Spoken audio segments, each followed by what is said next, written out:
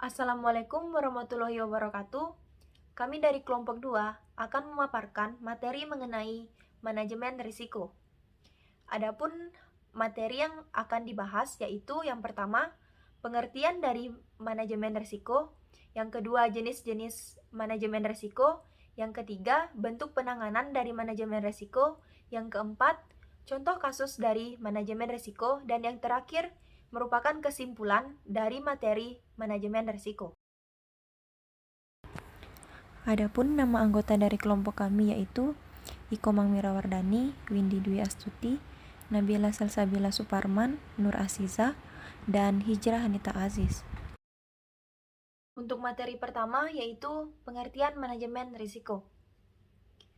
Manajemen risiko adalah proses mengidentifikasi, menganalisis, mengevaluasi, mengendalikan, dan berusaha menghindari, meminimalkan, atau bahkan menghilangkan risiko yang tidak dapat diterima oleh suatu perusahaan. Adapun pengertian manajemen risiko menurut para ahli. Yang pertama yaitu menurut Fahmi.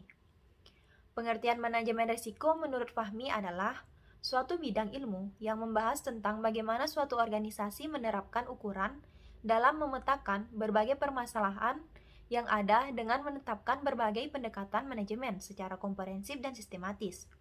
Yang dimaksud dengan komprehensif yaitu suatu permasalahan yang dibahas secara lebih luas dan menyeluruh.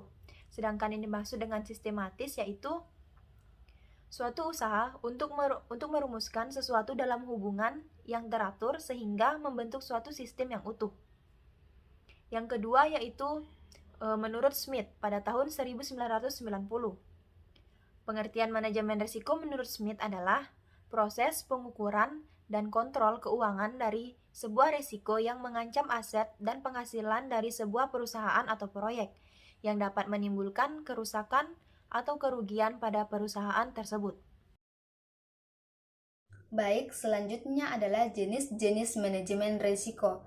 Di dalam jenis-jenis manajemen risiko terdapat beberapa risiko, yaitu yang pertama adalah risiko kredit. Risiko kredit adalah risiko kerugian yang dikaitkan dengan kemungkinan kegagalan klien dalam membayar kewajibannya, atau risiko di mana debitur tidak dapat melunasi hutangnya. Debitur itu adalah orang yang meminjam uang di bank. Yang kedua adalah risiko pasar. Risiko pasar adalah risiko kerugian pada naik turunnya posisi neraca yang muncul akibat pergerakan pasar modal. Yang ketiga adalah risiko likuiditas aset. Risiko likuiditas aset sering disebut juga dengan merek atau produk liquid risk yang timbul ketika suatu transaksi tidak dapat dilaksanakan pada harga pasar yang terjadi oleh karenanya besar nilai transaksi relatif kecil terhadap besar pasar. 4. Risiko operasional.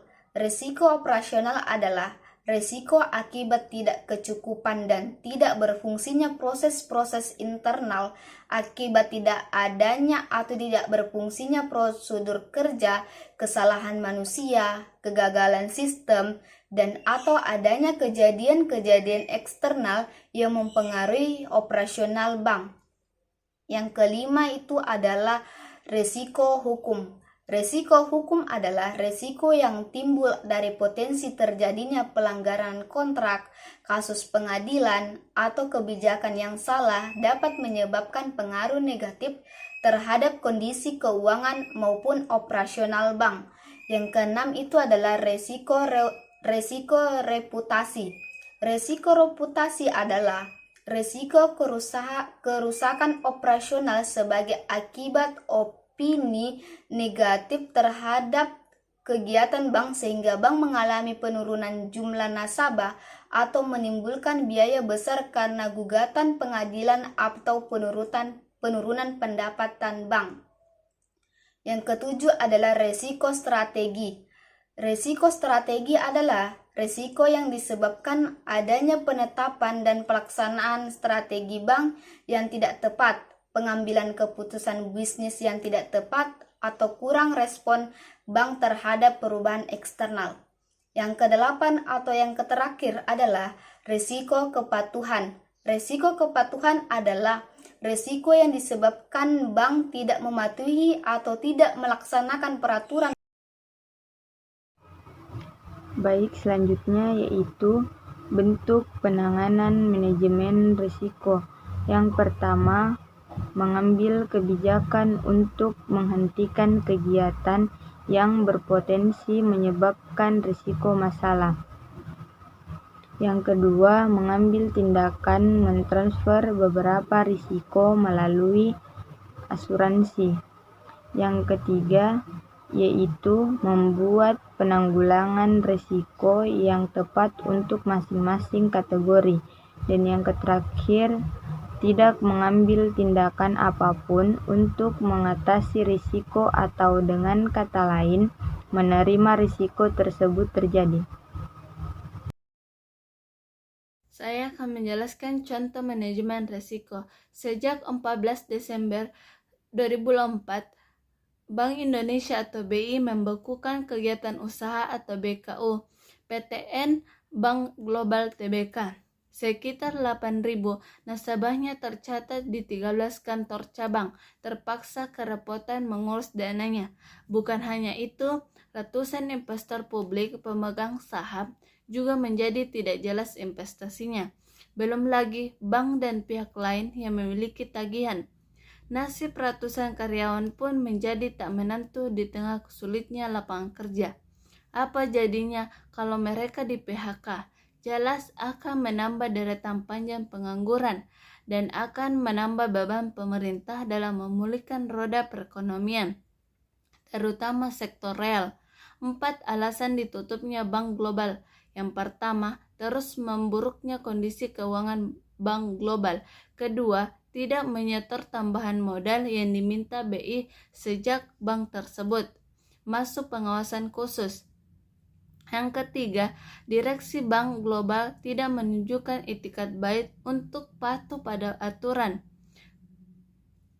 Bahkan dalam pengawasan BI dan kepolisian ada upaya secara sengaja dari pihak bank tersebut untuk memusnahkan dan menghilangkan barang bukti.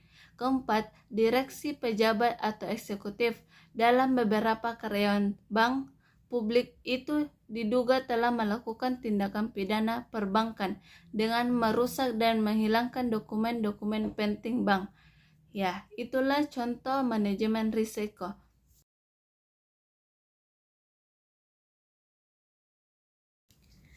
Selanjutnya yaitu materi tentang kesimpulan manajemen risiko. Manajemen risiko sangat penting untuk dilakukan dalam suatu instansi atau birokrasi untuk kelangsungan suatu usaha atau kegiatan. Manajemen risiko merupakan alat untuk melindungi perusahaan dari setiap kemungkinan yang merugikan, seperti ketika ada suatu kejadian bencana, seperti kebakaran ataupun kerusakan. Perusahaan akan mengalami kerugian yang sangat besar yang dapat menghambat usaha atau kegiatan operasi. Tanpa adanya manajemen risiko, maka suatu perusahaan akan sulit menghadapi suatu kemungkinan terburuk yang terjadi di dunia usaha. Dengan menerapkan manajemen risiko, dapat memberikan dampak positif pada perusahaan dalam menghadapi segala situasi dalam dunia usaha. Selain itu, menerapkan manajemen risiko, perusahaan lebih terjamin dan mudah mencapai tujuan perusahaannya. Sekian dan terima kasih.